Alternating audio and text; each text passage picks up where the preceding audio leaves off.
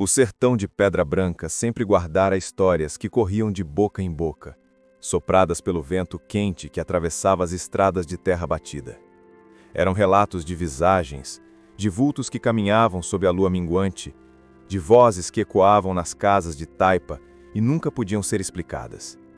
Maria de Lourdes, conhecida por todos apenas como Maria, cresceu ouvindo essas histórias da avó, uma mulher seca de rosto, mas cheia de fé e de rezas antigas. Morava num sítio afastado, rodeado por mandacarus e xique-xiques, junto do pai, Severino, e da mãe, Antônia. Tinham poucos vizinhos, e os mais próximos ficavam a quase 2 quilômetros de distância. Ali, a noite era mais escura do que em qualquer outro lugar, e o silêncio só era quebrado pelo uivo distante dos cães e pelo arrastar do vento pelas folhas secas. Desde menina, Maria tinha medo do casarão abandonado que ficava na beira da estrada, a uns 15 minutos de caminhada do sítio. Era uma construção antiga, de paredes grossas e janelas altas, que já não viam reforma havia décadas. O povoado inteiro evitava passar por lá à noite. Alguns diziam que aquilo fora, em tempos passados, uma escola rural. Outros juravam que se tratava da antiga morada de um coronel que morrera de forma violenta. Ninguém tinha certeza. Certa noite, quando Maria já era moça feita, voltava da novena com o irmão mais velho, José. O caminho os obrigava a passar perto do casarão. O vento soprava quente, levantando poeira da estrada, e a lua crescente iluminava fracamente a paisagem. Enquanto caminhavam, José tentava fazer graça para espantar o nervosismo da irmã. "Tu acredita mesmo nessas histórias, Maria?" perguntou ele com um tom de quem provocava. "Acredito sim. Mainha sempre disse que não se deve duvidar do que o povo mais velho conta", respondeu ela apertando o terço na mão. "Pois eu acho que é tudo invenção. Se fosse verdade, alguém já tinha visto direito o que anda aí dentro." Antes que Maria pudesse retrucar, um barulho estranho ecoou do casarão. Parecia uma porta rangendo, seguida de um lamento baixo, como um choro sufocado. Ambos pararam imediatamente, os olhos fixos nas janelas escuras. José tentou rir, mas a risada saiu trêmula. "Deve ter sido o vento", murmurou ele. "O vento não chora, Zé", disse Maria em voz quase inaudível. Eles apressaram o passo até chegar em casa, sem olhar para trás. Antônia, ao ver os filhos pálidos, perguntou o que havia acontecido. Maria contou o que ouviram, e a mãe apenas fez o sinal da cruz. "Melhor não mexer com isso. Essas coisas não gostam que a gente dê atenção. Rezem e deixem o silêncio tomar conta", aconselhou. Apesar do conselho, Maria não conseguiu dormir naquela noite. A cada estalo da madeira da casa, pensava ouvir de novo o lamento vindo do casarão. Dias depois, Severino pediu a José e Maria que fossem até a venda de seu Antônio, no povoado, buscar alguns mantimentos. O sol já se punha quando saíram, e na volta, a noite caiu mais rápido do que o esperado. A estrada parecia maior e as sombras se alongavam de forma estranha, como se seguissem os passos deles. Quando passaram novamente diante do casarão, Maria sentiu o ar mais frio. Olhou para a janela mais alta e jurou ter visto uma figura parada, olhando para eles. Era um vulto pálido, com os cabelos desgrenhados caindo pelo rosto. "José, tu tá vendo aquilo?" sussurrou, apontando com a mão trêmula. "Não aponta!" repreendeu ele, lembrando-se das histórias que diziam que não se devia apontar para as visagens. Mas já era tarde. O vulto moveu-se devagar, afastando-se da janela até sumir na escuridão. Maria sentiu um aperto no peito e quase desabou no chão. José a segurou pelo braço, puxando-a para seguir o caminho. Chegaram em casa suados e sem fôlego. Severino, homem de poucas palavras, escutou a história com atenção, enquanto tragava devagar o cigarro de palha. Quando Maria terminou de contar, ele olhou fixo para o chão batido e disse: "Esse casarão nunca foi lugar bom. Teu avô já dizia que ali não mora mais gente, mas coisa pior. A gente faz o que pode, evita e reza." Maria, porém, sentia que algo a puxava de volta para aquele lugar. Não era curiosidade simples, mas uma sensação de que algo ou alguém precisava ser ouvido. No povoado, as conversas sobre o casarão voltaram a circular com mais força. Na venda, seu Antônio contou que muitos anos antes, A casa pertencera a um coronel chamado Francisco Arcoverde. Diziam que ele era homem severo, dono de muitas terras e de dezenas de trabalhadores que viviam sobre ordens duras e castigos pesados. O coronel morreu de repente, ninguém sabe ao certo como. Uns falam em tiro, outros em enforcamento. O que se sabe é que desde aquele dia a casa ficou vazia. Quem tentou morar lá não ficou muito tempo, explicou. Maria escutava cada detalhe, com o coração apertado. Parecia que a história tinha um chamado especial para ela, como se estivesse ligada de alguma forma àquele mistério. Na mesma noite, teve um sonho estranho. Caminhava sozinha pela estrada até o casarão e, ao chegar, a porta se abria lentamente. Dentro, via-se um salão escuro e no centro havia uma cadeira de balanço. Uma mulher de vestido branco estava sentada, chorando. Quando Maria tentava se aproximar, a mulher erguia o rosto, mostrando olhos vazios, totalmente brancos. Maria acordou gritando, suada e ofegante. A mãe correu ao quarto, rezando Ave Maria em voz alta. "Não é só sonho não, mainha. Eu sei que ela está me chamando", disse Maria, com lágrimas nos olhos. Preocupado com a irmã, José prometeu que voltaria ao casarão durante o dia para provar que não havia nada lá. Armado de coragem e de um facão, saiu ao amanhecer. Maria insistiu em ir junto, mas ele não permitiu. Horas depois, José voltou, mas seu rosto estava sombrio. Disse apenas que a casa estava vazia, caída aos pedaços, sem nada de diferente. Ainda assim, evitava olhar a irmã nos olhos. O que José não contou é que, enquanto explorava os corredores cobertos de poeira, sentiu passos atrás dele. Quando se virou, viu a mesma mulher do vestido branco parada no fim do corredor, olhando fixamente. Ela não tinha boca, apenas um vazio escuro onde deveria estar. José fechou os olhos e rezou, e quando os abriu, não havia mais nada. Desde então, José nudou. Ficou mais calado, dormia mal e parecia ouvir vozes que ninguém mais ouvia.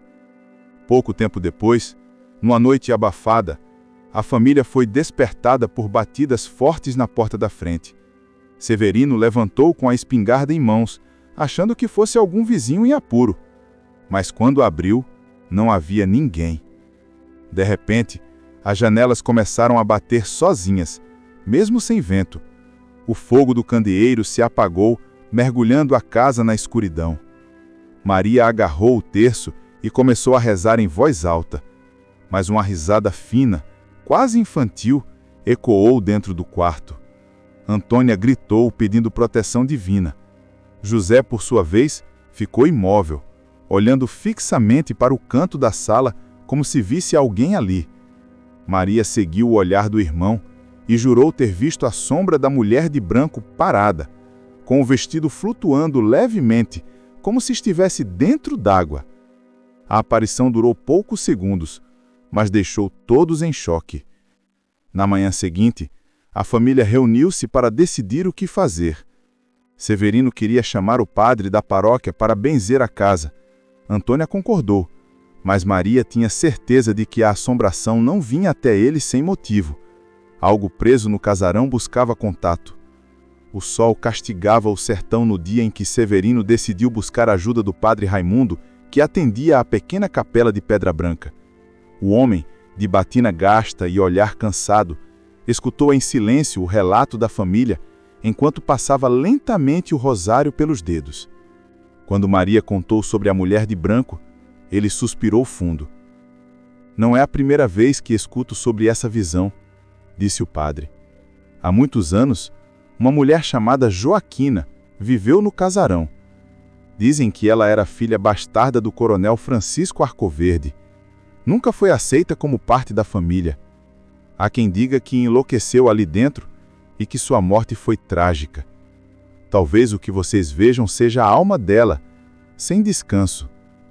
Maria sentiu um arrepio percorrer-lhe a espinha. Aquela revelação parecia confirmar o que ela intuía.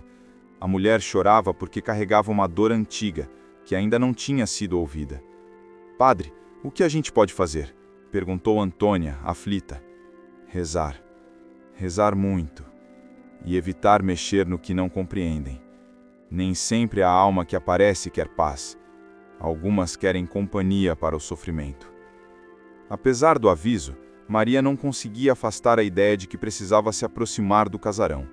Era como se um fio invisível a puxasse para lá, cada vez mais forte. Enquanto isso, José piorava. Nas noites quentes, era comum a família acordar com ele murmurando no quarto, como se conversasse com alguém. Quando Severino tentou entrar, encontrou o rapaz em pé, de frente para a parede, repetindo: "Ela está presa. Ela está presa lá dentro." No dia seguinte, José nada lembrava. Tornara-se arredio, evitava a irmã e passava longos períodos olhando para o horizonte, como se escutasse coisas que ninguém mais podia ouvir. Maria sofria ao vê-lo daquele jeito, mas também tinha medo. Temia que a assombração o tivesse escolhido para carregar sua dor. Numa madrugada abafada, Maria voltou a sonhar com a mulher de branco. Desta vez não estava chorando. Estava em pé, junto ao portão do casarão, olhando fixamente para ela. A boca, que antes não existia, agora se formava num sussurro. "Venha." Maria acordou assustada, mas sentiu que não podia mais resistir. Precisava entrar naquele casarão, ver com os próprios olhos o que ali se escondia. No outro dia, procurou o primo Francisco, um rapaz robusto e destemido, que trabalhava ajudando os tios na roça. Contou-lhe sobre a visão e pediu que fosse com ela até a casa abandonada.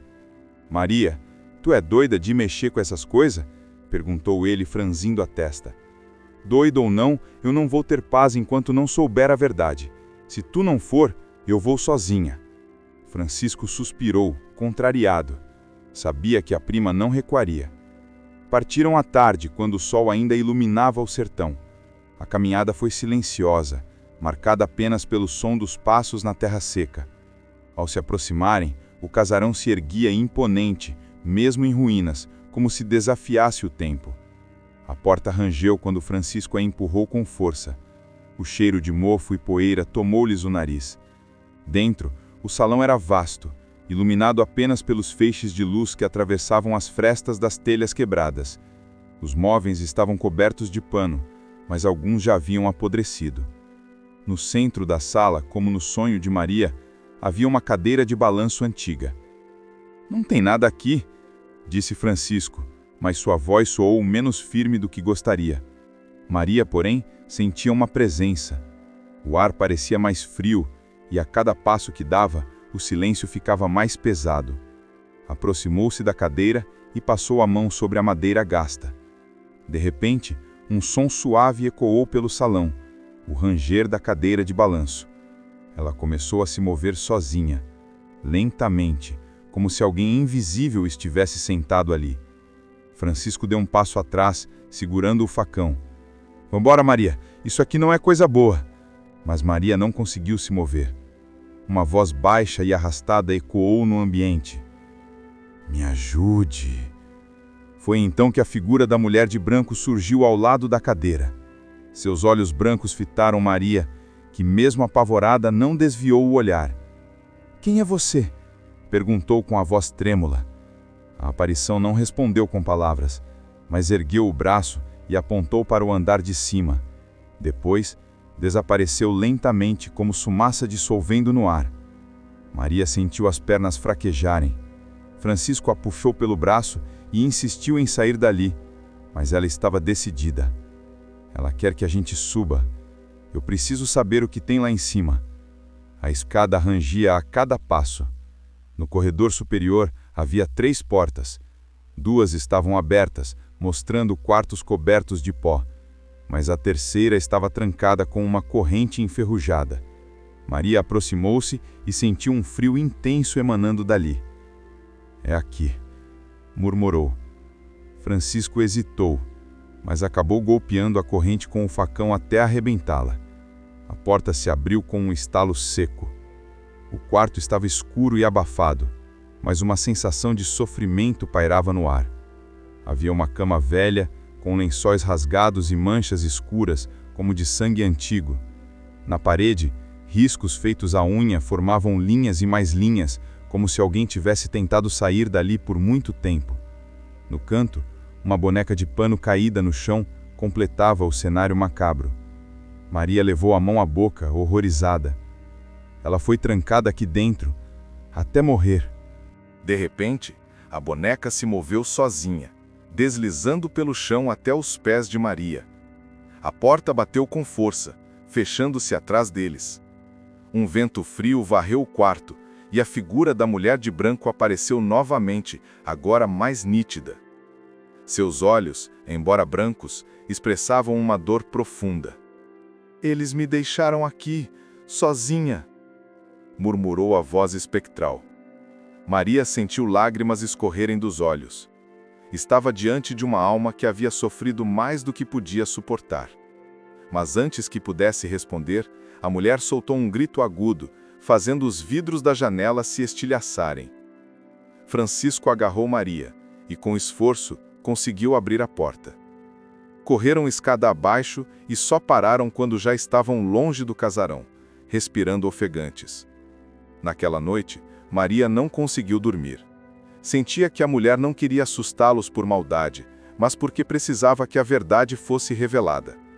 Algo terrível acontecera naquele quarto, e a alma da jovem Joaquina estava presa naquele sofrimento.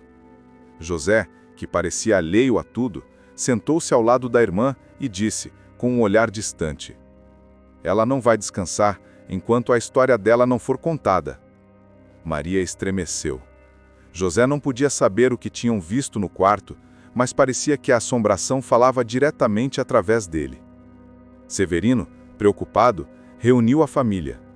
Decidiram que chamariam o padre Raimundo para visitar o casarão, na esperança de que uma bênção pudesse trazer paz. Mas Maria sabia, no fundo, que não seria tão simples. Na manhã seguinte, Severino foi até a capela buscar o padre Raimundo. O sacerdote ouviu em silêncio, o olhar sério, enquanto o homem relatava o que Maria e Francisco haviam visto no quarto trancado. Se o que contam é verdade, há uma alma que ainda sofre muito dentro daquele casarão. Talvez seja mesmo a jovem Joaquina, filha do coronel Francisco. O padre suspirou fundo. Mas uma bênção simples talvez não baste. Quando a dor é grande demais, a alma não se desfaz só com rezas. É preciso revelar a verdade. Severino não gostou do que ouviu, mas concordou em levar o padre até a casa. Maria insistiu em ir junto, e José, com um olhar perdido e inquieto, também quis acompanhar. Antônia, de terço nas mãos, se juntou ao grupo, rezando em voz baixa o tempo inteiro. Ao se aproximarem do casarão, o padre Raimundo ergueu a cruz que carregava e murmurou orações em latim. O vento pareceu aumentar de repente, como se algo ali rejeitasse sua presença. "Este lugar carrega um peso antigo", disse o padre apertando o rosário contra o peito. Entraram no casarão. O ambiente parecia mais sombrio do que antes, como se soubesse da intenção deles. A cadeira de balanço voltou a ranger sozinha, e o eco soava como zombaria. Subiram até o quarto trancado. O padre lançou água benta pelo espaço, rezando alto. Mas, em vez de silêncio e calma, o que se seguiu foi um estrondo. A janela bateu com força, e uma voz feminina ecoou no ar. "Ele mentiu! Ele me matou!" Maria sentiu o coração disparar. O padre continuou rezando, mas o vento que soprava dentro do quarto parecia sufocar a todos. De repente, José caiu de joelhos, os olhos virados, e começou a falar com uma voz diferente, mais fina, como se fosse a própria mulher. "Ele me trancou aqui. Disse que era para minha proteção, mas nunca voltou, nunca me deixou sair. Morri sozinha, esquecida." Todos recuaram horrorizados. Maria chorava, reconhecendo naquelas palavras o desespero que já havia pressentido. O padre se aproximou de José, impondo a cruz sobre sua testa. "Alma perdida, se há verdade em tuas palavras, mostra-nos o que aconteceu, para que possamos trazer luz à tua escuridão." José arqueou o corpo e gritou tão alto que parecia que as paredes tremeriam. De repente, imagens surgiram, não como visão apenas, mas como se todos estivessem assistindo a uma cena passada, projetada pelo próprio casarão. Viraram-se, e o quarto tomou forma diferente. Não havia pó nem ruínas, mas uma cama arrumada, cortinas limpas e uma jovem sentada, com os olhos marejados. Era Joaquina, viva, ainda esperançosa. O coronel Francisco, um homem portulento e de bigode espesso, entrou pela porta. Tu vai ficar aqui até entender que não é digna de andar pelo povoado como as outras, disse ele com voz dura. Pai, por favor, não me deixe aqui, chorava a moça. Tu não é filha legítima. Teu sangue é vergonha para minha casa. Aqui é o teu lugar. Ele bateu a porta com força, trancando-a por fora. A visão avançava no tempo. Joaquina tentava arrancar as tábuas da janela. Batia contra a porta até sangrar as mãos. Riscava as paredes na tentativa desesperada de contar os dias. Os gritos se tornavam cada vez mais fracos, até se transformarem em soluços. Por fim, a moça já não tinha forças. Caiu sobre a cama, os olhos abertos e vazios, abraçada à boneca de pano. O silêncio que se seguiu foi pior do que qualquer grito. A cena desapareceu, devolvendo o quarto ao estado arruinado. José, exausto, caiu desacordado. Maria correu até ele, chorando. O padre Raimundo fez o sinal da cruz com a voz embargada. Agora sabemos. A pobre foi condenada pelo próprio pai. Não há sofrimento maior do que morrer trancada, esquecida. Ele respirou fundo. A alma dela grita por justiça, não apenas por oração. Maria enxugou as lágrimas. Padre, o que podemos fazer? A história precisa ser contada. O povoado precisa saber a verdade sobre o coronel Francisco. Só assim a lembrança dela deixará de ser silêncio. Severino balançou a cabeça, nervoso. O senhor está falando em desenterrar segredos de décadas, padre. O povo respeita o nome do coronel. Tem família viva até hoje. Vai dar confusão. Mais confusão será se essa alma continuar presa aqui, respondeu o padre, firme. Maria sabia que estava diante de uma escolha difícil, mas o coração dela já estava decidido. Naquela mesma noite, a família voltou para o sítio, levando José ainda fraco. Pensaram que após a revelação as coisas se acalmariam, mas estavam enganados. Por volta da meia-noite, Maria acordou com o som de passos dentro de casa. Abriu os olhos e viu a figura de Joaquina no pé da cama, mais nítida do que nunca. O vestido branco estava sujo de manchas escuras e os cabelos caíam desgrenhados sobre o rosto. Não me deixem no esquecimento, murmurou. Antes que Maria pudesse responder, as portas da casa bateram sozinhas e todos acordaram assustados. José começou a gritar, contorcendo-se, como se várias mãos invisíveis o puxassem. Severino e Francisco correram para segurá-lo, enquanto Antônia rezava em prantos. Maria, com coragem que não sabia que tinha, se aproximou da aparição. Joaquina, eu prometo que tua história vai ser contada. Prometo que ninguém vai esquecer de ti. A mulher olhou fixamente para ela e lágrimas de sangue escorreram de seus olhos brancos. Então desapareceu, deixando apenas o silêncio pesado. José parou de se debater e caiu adormecido. No dia seguinte, Maria procurou o padre Raimundo. Contou sobre o que prometera a assombração. O padre assentiu. Então tu te tornou a ponte dela. É contigo que ela vai contar agora. Eu vou cumprir a promessa. Mesmo que a família do coronel não queira ouvir, eu vou dizer a verdade. O padre olhou-a com admiração e temor. Tenha cuidado, filha. O peso da verdade pode ser mais perigoso do que a assombração. Maria sabia que de agora em diante não havia mais volta. O casarão não descansaria até que a voz de Joaquina fosse libertada. O sol nascia forte quando Maria saiu do sítio em direção ao povoado, decidida a cumprir sua promessa. O coração batia acelerado, mas uma força maior a empurrava adiante. O padre Raimundo a acompanhava, enquanto Severino e Antônia insistiram para ficar cuidando de José, ainda abatido pelas visões da noite anterior. Na venda de seu Antônio, o burburinho do povo era intenso. Alguns comentavam sobre gritos vindos do casarão durante a madrugada. Outros juravam ter visto luzes estranhas atravessando as frestas da velha construção. Quando Maria entrou, o silêncio caiu sobre todos. "O que foi que aconteceu no casarão?" perguntou uma das mulheres, ansiosa. "Dizem que tu viu coisa ruim, Maria." Ela respirou fundo, com as mãos suadas, mas ergueu a voz. Eu vi sim, vi a alma de uma moça chamada Joaquina, filha do coronel Francisco Arcoverde.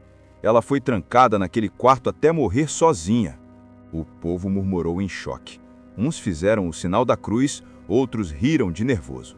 "Cuidado com a língua, menina", disse um homem de chapéu de couro. "O nome do coronel ainda pesa aqui. Os herdeiros dele não vão gostar dessa conversa." Maria não recuou. "A verdade precisa ser dita. Não é invenção minha. Ela mostrou o que aconteceu e meu irmão José quase foi levado por essa dor." O padre Raimundo confirmou, com voz firme. "Eu mesmo estive lá. O que vimos não pode ser negado. A moça foi vítima de crueldade. Sua alma clama por justiça." Alguns acreditaram. Outros, com medo de mexer em segredos antigos, saíram sem dizer nada. Mas a semente da dúvida estava plantada. Naquela tarde, um dos netos do coronel, chamado Antônio Arcoverde, foi até o sítio de Severino. Era um homem robusto, de semblante duro, acostumado a ter a última palavra. Chegou montado a cavalo, levantando poeira.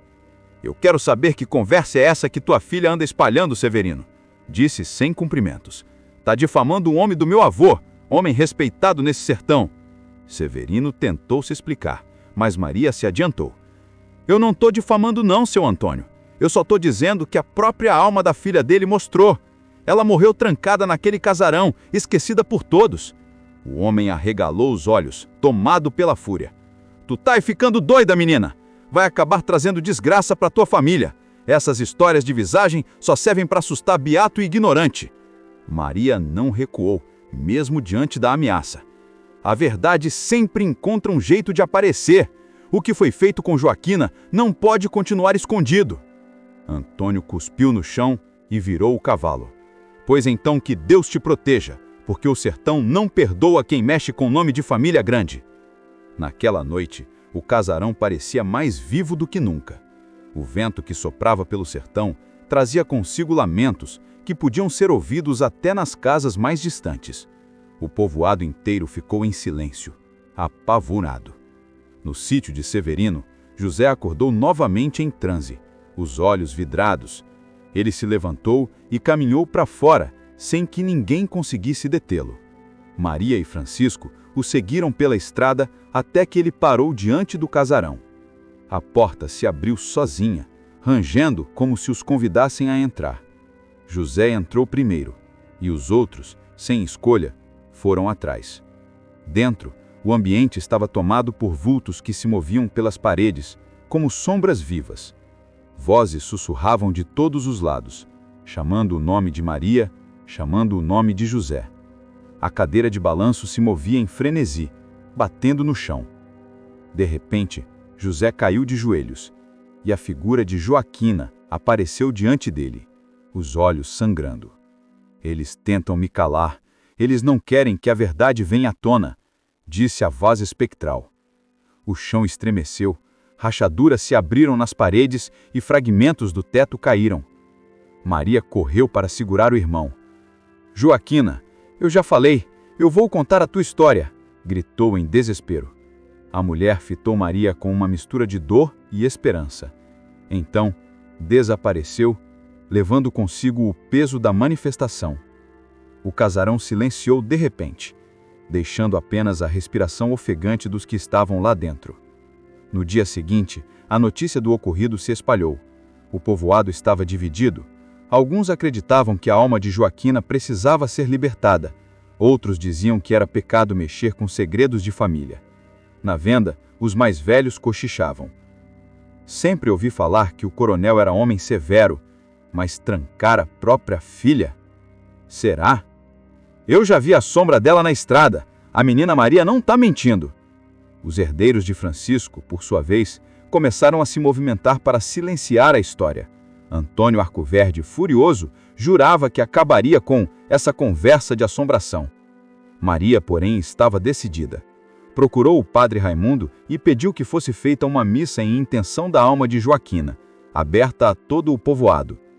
Se o povo ouvir, se o nome dela for lembrado e rezado, talvez finalmente tenha paz, disse ela. O padre hesitou, sabendo que isso traria conflito, mas acabou concordando. No domingo seguinte, a pequena capela estava lotada.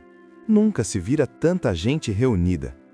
Uns vinham pela fé, outros pela curiosidade e muitos pelo medo. Padre Raimundo começou a missa com rezas tradicionais, mas logo fez menção a Joaquina, a filha esquecida do coronel Francisco, cuja alma clama por justiça. O murmúrio se espalhou pela capela, e os Arcoverde, sentados na frente, se remexeram incomodados. Foi então que, no meio da missa, o impossível aconteceu. A vela principal do altar se apagou sozinha, e uma ventania invadiu a capela, mesmo com todas as portas fechadas. As pessoas começaram a gritar. No meio do caos, Maria se levantou, erguendo a voz. "Não tenham medo, é ela, é Joaquina, ela só quer ser lembrada." De repente, uma figura branca surgiu atrás do altar. Muitos caíram de joelhos, outros tentaram fugir. Era a mulher de branco, visível a todos, com os olhos chorosos, mas firmes. "Ele me condenou, mas vocês podem me libertar", disse a voz espectral ecoando pela capela. Padre Raimundo, mesmo apavorado, segurou firme o crucifixo e entoou uma oração pela alma dela. O povo, tomado pelo pânico, começou a rezar em uníssono. Joaquina olhou para Maria com expressão de gratidão. Mas antes de desaparecer, ergueu o braço e apontou para Antônio Arcoverde, neto do coronel. "O sangue dele sabe da verdade." O povo se voltou para Antônio, que empalideceu. Ele tentou protestar, mas a acusação estava feita. A missa terminou em confusão. Muitos acreditavam que a aparição era sinal divino de que Joaquina realmente existira e fora injustiçada. Outros, entretanto, acusavam Maria de trazer desgraça ao povoado. Naquela noite, Antônio bateu a porta do sítio de Severino com 2 homens armados. "Essa história termina hoje", disse com os olhos cheios de ódio. "Ou vocês calam a boca de vez, ou eu mesmo vou calar." Severino se levantou com coragem, mas Maria foi quem enfrentou o homem. "Pode me ameaçar, pode me chamar de doida, mas nada do que tu fizer vai apagar o que aconteceu. A alma dela vai continuar aparecendo, até que o povo reconheça o que teu avô fez." Antônio tremeu de raiva, mas antes que pudesse responder, um vento gelado percorreu a sala e a figura de Joaquina surgiu atrás dele. Os homens armados gritaram e fugiram para o terreiro. Antônio caiu de joelhos apavorado, encarando a aparição que parecia cravar os olhos nele. "Tu carrega a vergonha do teu sangue", sussurrou a voz. Antônio correu para fora, deixando apenas o silêncio pesado. Maria sabia que a partir daquele momento não havia mais retorno. A verdade estava prestes a explodir e o casarão exigiria um acerto final. O sertão parecia estar mais silencioso do que nunca, mas para Maria, aquele silêncio era apenas o prelúdio de algo maior. Desde a missa, os sussurros da alma de Joaquina se tornaram constantes na casa de Severino. José, mesmo acordado, continuava a ouvir vozes, e às vezes repetia palavras que ninguém mais entendia, como se fosse um intermediário entre os vivos e os mortos. "Ela está sofrendo demais", murmurou José uma tarde, olhando fixo para o quintal. "Não vai descansar se não contarmos tudo." Maria sabia que José estava certo. A alma de Joaquina precisava de mais do que orações e relatos. Precisava da justiça completa, do reconhecimento do sofrimento que lhe fora imposto. Decidida, Maria começou a organizar os passos seguintes. Reuniu Francisco e o padre Raimundo. "Precisamos ir ao povoado e abrir um documento antigo que encontrei entre os papéis velhos do casarão. É um diário da própria Joaquina, contém relatos de tudo o que sofreu, datas, nomes e situações. Se apresentarmos isso publicamente, ninguém poderá negar." O padre assentiu. Mostrá-lo ao povo é uma decisão corajosa, mas necessária. Se a alma dela ainda não descansou, é porque o silêncio a mantém presa. Francisco ficou preocupado. E se os descendentes do coronel não aceitarem? Pode dar confusão grande. Eles já mostraram que não têm medo, retrucou Maria. Mas a verdade precisa aparecer. Não podemos mais fugir. Naquela tarde, voltaram ao casarão. Maria retirou o diário escondido atrás de uma tábua solta. As páginas estavam amareladas, mas legíveis. Ela leu trechos silenciosamente, absorvendo cada linha de dor. A jovem relatava os castigos, a fome, a solidão e o terror de viver trancada em um quarto escuro. Está mais que provado, disse Maria, apertando o diário contra o peito. Agora precisamos que todos vejam. Enquanto planejavam como levar o diário ao povoado, o casarão se agitou. O vento soprou com força, e José entrou em transe novamente, repetindo palavras que ninguém entendia. A cadeira de balanço começou a se mover sozinha, as janelas batendo violentamente. Ela quer que a gente faça logo, disse Francisco, assustado. De repente, a figura de Joaquina apareceu no quintal. Não mais flutuante ou distante, mas nítida e presente, com os olhos suplicantes voltados para Maria. Ajuda-me, murmurou a voz, desta vez mais firme. Maria respirou fundo. Sabia que a hora de agir finalmente chegara. No dia seguinte, a família, acompanhada pelo padre Raimundo, dirigiu-se ao centro do povoado. Maria carregava o diário cuidadosamente.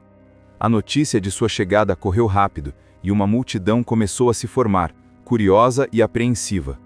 Está na hora, murmurou Maria para si mesma. Ela subiu ao pequeno palco improvisado na frente da capela. O povo silenciou. Maria abriu o diário e começou a ler trechos em voz alta, cada palavra carregada de dor e emoção. Fui trancada aqui pelo próprio pai, deixada para morrer sozinha. Cada dia que passei neste quarto escuro foi um dia de desespero e ninguém veio me socorrer. As pessoas ouviram em choque. Alguns lágrimas escorreram, outros sussurravam entre si, reconhecendo a injustiça da história.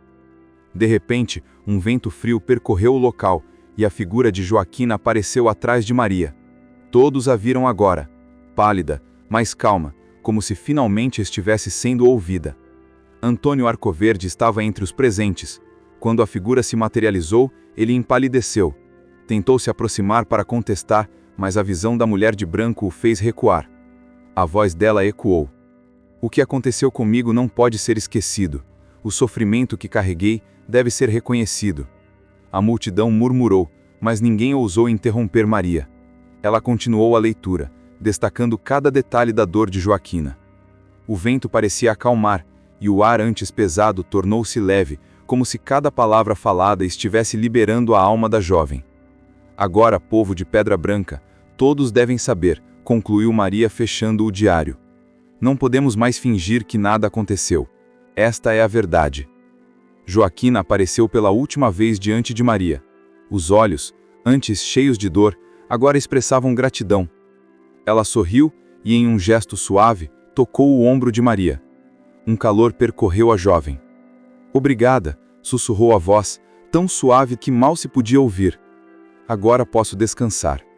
Então, lentamente, a figura se desfez em uma luz branca que subiu ao céu, deixando apenas a sensação de paz no local. O vento cessou, e a multidão permaneceu em silêncio absoluto, absorvendo o momento de libertação. José, ainda trêmulo, olhou para a irmã. Ela está em paz, disse com a voz embargada. Maria apenas assentiu, sentindo o alívio se espalhar pelo peito. Nos dias seguintes, o povoado de Pedra Branca mudou. A história de Joaquina se espalhou e o respeito pelo passado tornou-se evidente. Mesmo os descendentes do coronel, embora relutantes no início, tiveram que aceitar a verdade. O casarão, antes carregado de medo, parecia agora apenas uma lembrança de um sofrimento que foi finalmente reconhecido. Maria e sua família voltaram à vida normal, mas a coragem dela e a memória de Joaquina permaneceriam para sempre na história do sertão. José recuperou a tranquilidade, e a sensação de que algo maior os havia protegido se espalhou pela casa de Severino.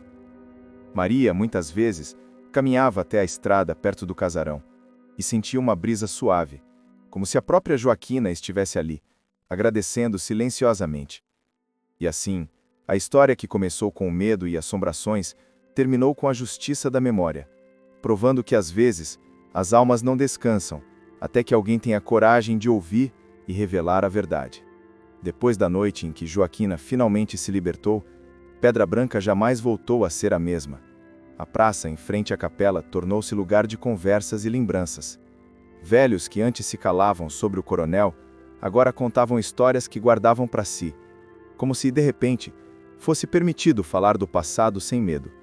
As mulheres cochichavam sobre a coragem de Maria, e até os mais descrentes admitiam que tinham visto a figura da moça de branco. Aos poucos, a comunidade passou a tratar o casarão com outro olhar. Antes temido, evitado até mesmo de dia, ele agora era visto como um símbolo de memória. Não demorou para que alguns moradores sugerissem transformá-lo em espaço de recordação, um lugar para ensinar às crianças que o silêncio diante da injustiça pode aprisionar não apenas os vivos, mas também os mortos.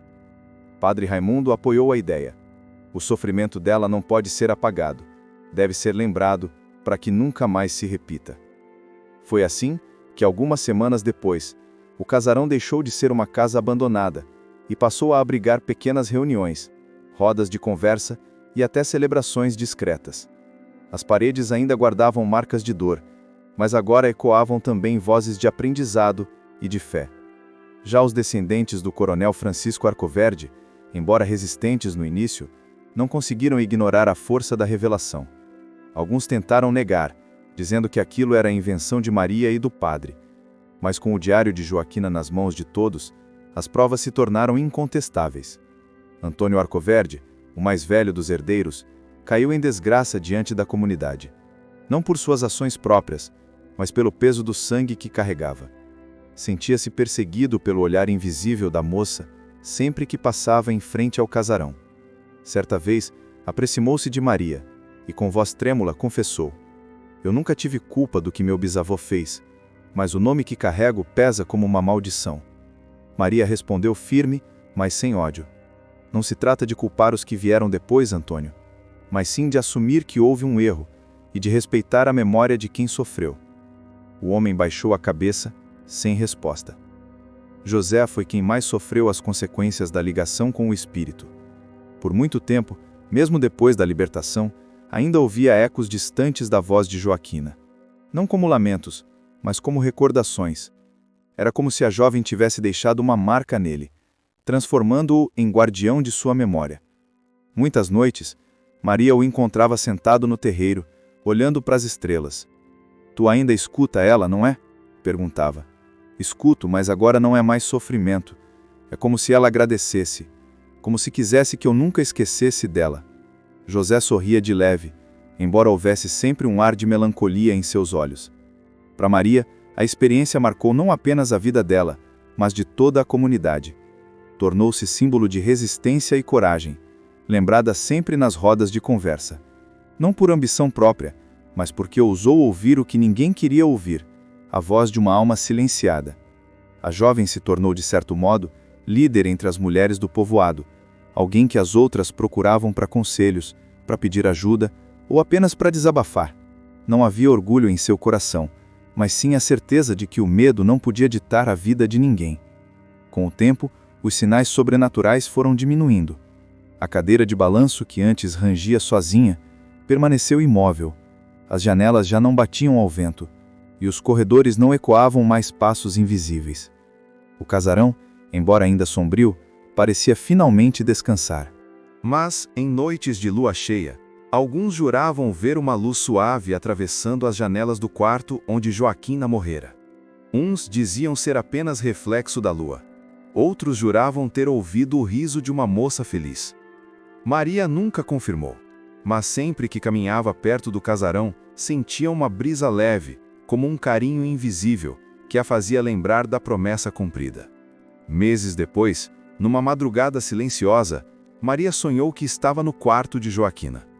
As paredes não estavam mais escuras e a cama estava arrumada. Sentada sobre ela, a jovem de branco a esperava, desta vez com um semblante sereno. "Obrigada, Maria", disse com voz clara e doce. eu nunca teria sido lembrada sem tua coragem. Maria, emocionada, tentou responder, mas as palavras não saíam. Joaquina se levantou, caminhou até ela e segurou sua mão. Agora eu posso ir, mas quero que saiba, não há morte para quem é lembrado. A visão se desfez em uma luz suave, e Maria acordou chorando, mas com o coração leve. Tinha certeza de que Joaquina finalmente encontrara seu lugar. Anos se passaram, e Pedra Branca continuou contando a história da moça do casarão. O nome de Joaquina se tornou símbolo contra a injustiça, e o casarão, outrora maldito, virou espaço de memória e aprendizado. Maria envelheceu sabendo que sua vida havia sido marcada por aquele encontro entre vivos e mortos. José, sempre silencioso, carregou até o fim da vida a sensação de que tinha sido ponte entre dois mundos. Francisco e Antônia seguiram suas jornadas, mas jamais esqueceram os dias em que o sobrenatural caminhou lado a lado com eles. E quanto ao casarão? Permaneceu de pé, firme contra o tempo, testemunha muda de uma dor transformada em memória. Alguns diziam que, se alguém entrasse sozinho ali em noites de ventania, ainda poderia ouvir passos leves, como de uma moça caminhando livre, finalmente sem correntes, apenas aproveitando a eternidade que lhe fora negada em vida. No coração de Maria, porém, não havia medo, apenas a certeza de que certas histórias precisam ser contadas, porque até os fantasmas do sertão têm direito à verdade.